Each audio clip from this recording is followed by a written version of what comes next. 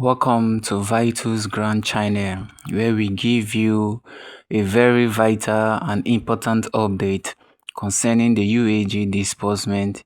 If you are new on this channel, consider subscribing and clicking the notification bell, so when next we publish or drop vital news or updates, you will be kindly notified. Thank you very much. Do have a blessed day. Bye for now. In the last session, we inform you that disbursement will be happening between Tuesday and Wednesday in the new week, and disbursement did not come as anticipated. The repeated occurrences of adjournment of disbursement every time it is scheduled to happen. However, I'm here to assure you to still keep on holding on, because the failure of disbursement to happen on Wednesday as anticipated and Thursday doesn't imply it's not going to happen again. As usual, as future going people, future thinking people we are always ready to understand why it failed to occur and the arrangement towards it occurring in the days ahead.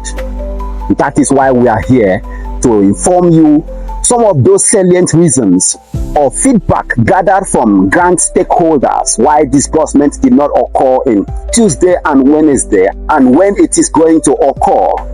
And again, in this session, we will address other issues bordering around the fate of those grant subscribers who fill the Google form, as well as the NGO who appeared at Abuja for screening and verification for the UAAG grant. We will equally address the arrangement made towards those who applied for the Pioneer, the CBN slots, the fate of those CEOs or company holders who applied for the government NGO as is circulated ahead of disbursement. Let's quickly address the first concern of this session, which is why disbursement did not occur on Tuesday and Wednesday as was anticipated. We were briefed by grant stakeholders that the government of the country has taken absolute control of the entire grant activity. In which ways? Government wants the disbursement of this grant to bear the signature of the party of the day, which is the APC government. Yes, and there is two parts to this grant, which is the cash disbursement and the project. The aspect of cash disbursement is the one where the CEOs went to Abuja for verification exercise. That aspect, even though you as a cooperative profile your cooperative to receive the fund, it must bear the narration that this fund is provided by the APC-led federal government of Nigeria. Therefore, most of the key stakeholders that are handling this aspect of cash disbursement are requested to profile themselves in the party, in the APC government, in a certain cadre of membership in the APC government. Therefore, all the glory of the fund that will be disbursed to will be under the credit of the APC-led government of the day.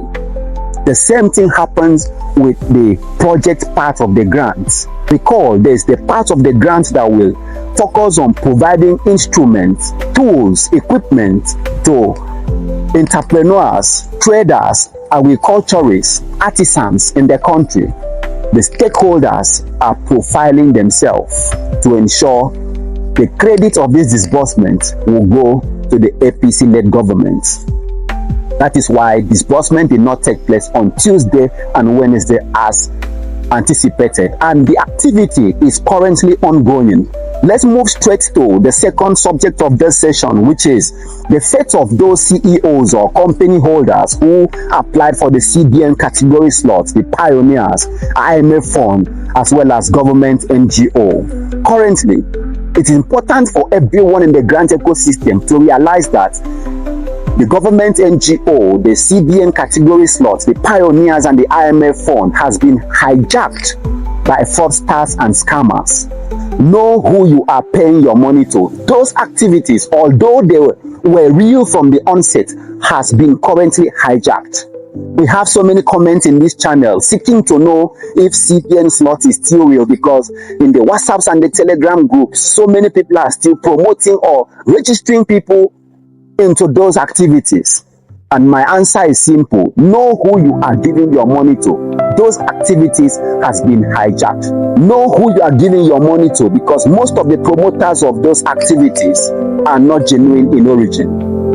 Then on the concern of who will receive funds first when disbursement commences, if it's going to be those CEOs that went to Abuja for screening and verification exercise, or it's going to be those that apply for the CBN category slot and the government NGO respectively.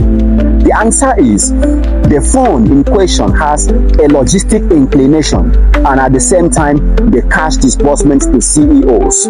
The logistic part of the grant is the part that will be disbursed to those stakeholders that facilitated the entire disbursement activity as logistics. This implies the CBN slots that you have been hearing of, the government NGO, are those percentage of the logistics that will be disbursed to the stakeholders, and they will use those NGOs and the cooperative to receive them. This implies the logistic part of the grant will first be disbursed to the grant stakeholders before disbursing to the NGOs who went to Abuja. Therefore, those that are applied for government NGO and the CBN slots, the pioneers as they always call it, all amounting to government NGO or the stakeholders percentage or the stakeholders fund. Those that fall under stakeholders will receive the fund first before the NGO CEOs who went to Abuja for verification exercise. I think this has addressed the concern of those who sought to know who will receive the fund first if disbursement commences today. So the stakeholders will first receive from the Apex bank account and disburse to those pioneers and the government NGOs before they focus on the CEOs that went to Abuja for verification exercise. That aspect comes in trenches. Not everyone receives at the same time, but fund will be disbursed to all grant stakeholders at the same time. Name them: AGPGN, the UAAG, St. Rita, Supreme. I recall one of the subscribers of this channel expressed concern on if Theobarth will disburse these grants to the masses or not. And as I've earlier stated in the previous session, the issue of if Theobarth will disburse or not is still under scrutiny owing to his previous antecedents. As such, we can actually assure you that Theobarth will receive this fund from the government and disburse to the masses. And what we can assure you is, even if Theobarth Global Foundation is not approved to receive the fund too, his subscribers will be profiled along the major Apex NGO that will equally receive disbursement too. So if you are a Theobarth subscriber or NGO under Theobarth, be rest assured that the disqualification of Theobarth, if they will disqualify him, will not imply disqualification of your NGO, because I'm aware that arrangement is currently ongoing for certain grant handlers to provide the full list of or the schedule of NGOs who register under them to some Apex NGO to disburse to them. There should be no cause for fear at all. Then, on the concern of some NGOs who are troubled if their NGO will receive this fund if disbursement begins today.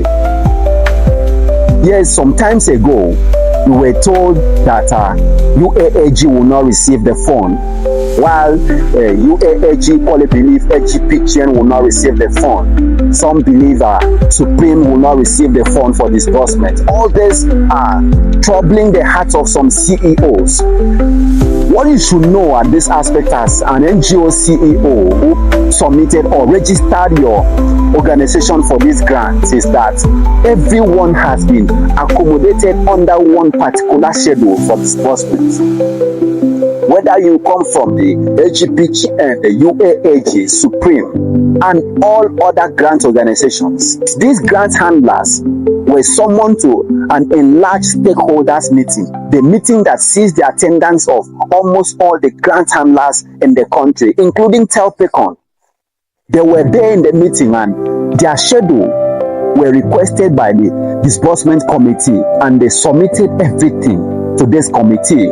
This invariably implies if disbursement commences, you will definitely receive alerts. The government is already aware of the plight of some certain organizations who profile themselves for grants in this country since 2014 till 2024, and they will address this squarely. So don't trouble your heart. Your NGO will receive alert when disbursement commences. There's a concern again on if those that fill the Google form, this concerns the subscribers online, will receive disbursement.